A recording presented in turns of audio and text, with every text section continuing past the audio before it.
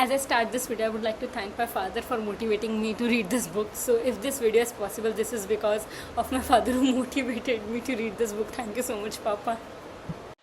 Hi everyone, I'm Hunut Kowal. You saw the thumbnail, you saw the title. So here it is, summary of How to Win Friends and Influence People by Dale Carnegie. Usually I post a 60-second summary on YouTube Shorts for book summaries.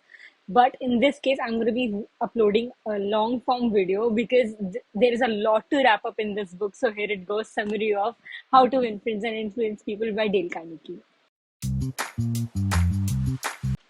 This entire book consists of four major parts, and these four major parts consist of sub chapters and subtopics under them. The first part of the book is fundamental techniques in handling people. Number one, not criticizing and complaining. Don't criticize, don't complain all the time. People don't want to put up with those who always complain and create a negative aura around them. The next one is to give honest and sincere appreciation. People love when they get honest feedbacks. Next is being a good listener. If you want to be a good speaker, you have to be a good listener first. And if you want to create a good conversation and further a good friendship with someone, the way you listen, if you are paying attention to them, is the base of all of it. The next is talking in terms to the interest of the other person. When we are in a conversation which is all about our favorite hobbies, your favorite movie, then we are most likely to lead the conversation for on and on. So when you are meeting someone for the very first time, learn about them, ask about them, and lead a conversation which is about their hobbies. People love to talk about their own hobbies and interests. Remembering someone's name, it is the sweetest and the most important gesture. People love when you remember someone's name. It is very important that when you meet someone and they by chance have a difficult pronouncing name, ask them right away to learn how to correctly pronounce their name. Being friendly and having a genuine smile on your face. People love those who have a genuine expression around them. People don't like resting faces. Instead, they like genuine smiling faces. The last component of this part of the book is that to have a genuine smile on your face, people get drawn to those who have a genuine expression on their face, and it creates a long lasting good impression on other people when you have a genuine smile on your face. It is very easy to attract people when you have a genuine smile on your face. I don't know how I'm supposed to emphasize on this, but it's good to have a genuine smile. It creates a light and a friendly aura around you. The second part of the book is 6 ways to make people like you, and here are those 6 ways. The components from part one of the book are loosely similar to the components in second part of the book, so you will hear me repeating some of the stuff. Number one, being interested into other people, learn about their hobbies, learn about their current life, learn about their experiences. Number two, having a warm and welcoming expression on a face. People find it very approachable when someone has a genuine expression on their face. Number three, remembering someone's name. It is very important to while handling a conversation and while handling some people.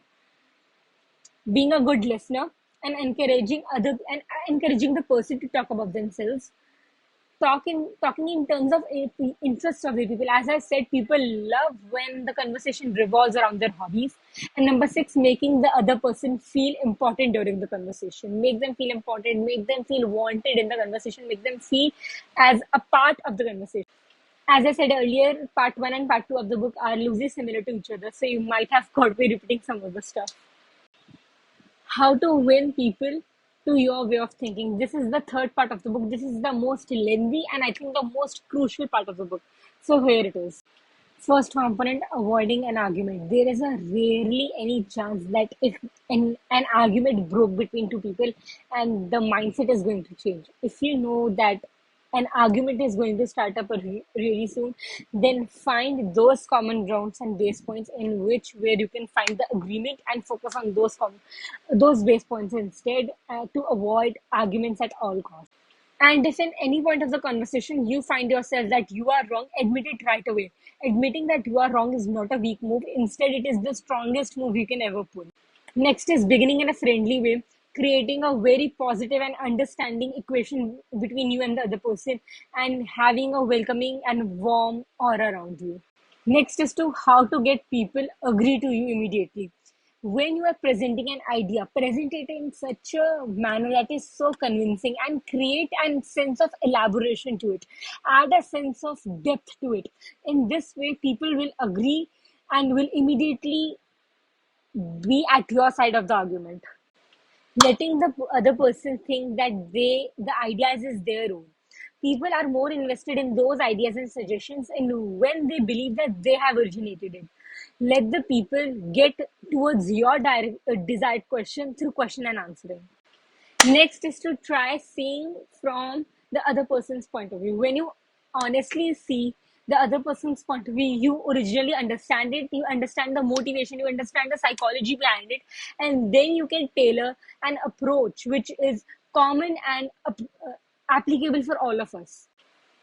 Next is to trying to understand the other person's psychology and being sympathetic towards towards their ideas and motivation. Next one is to dramatize your ideas. While you are presenting your ideas, your suggestions, dramatize it by using elaborative examples and creative illustrations. This creates a huge impact on the person who is listening it and makes it very memorable. The fourth part of the book, last which is the last part of the book, be a leader, how to change people without giving offense or arousing resentment. This part of the book solely focuses on being an effective leader. It is about emphasizing on praises, it's about indirect criticism, it's about asking questions and interrogation. It's all about making the other person feel as if they have come up with the solution, and it's about guiding a change with due encouragement and respect. Thank you so much for watching video. I hope this video helped you understand the book, how to win friends and influence people. I hope this will help you in the process of networking and making friends with people. Thank you so much for watching. Bye.